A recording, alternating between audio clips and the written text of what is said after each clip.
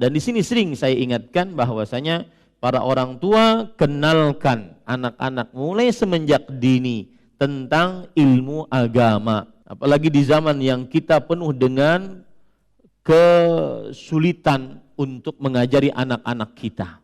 Harus berjuang. Semua dari kita. Dari mulai ustadznya sampai murid-muridnya harus berjuang untuk mendidik anak-anak. Kemudian setelah itu, pastikan anak-anak kita mulai semenjak dini belajar ilmu agama, terutama ibu-ibu perhatikan, belajar ilmu agama dari tangannya dulu.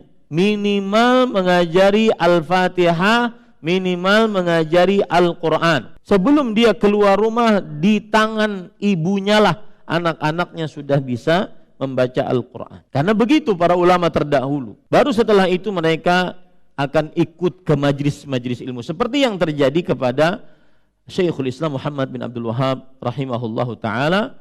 Beliau belajar kepada bapaknya, kepada kakeknya yang juga ahli fatwa. Kemudian setelah itu beliau belajar ke Madinah, ke Mekah. Kemudian kembali lagi ke kotanya, ke Uyainah. Kemudian setelah itu beliau belajar ke Irak. Lihat kota-kota yang beliau belajar ilmu agama. Ke Mekah, Madinah, sekalian haji, sekalian umrah. Kemudian ke Irak. Kemudian setelah itu ke Mesir, ya, ke Basrah. Dan akhirnya beliau pulang membawa ilmu.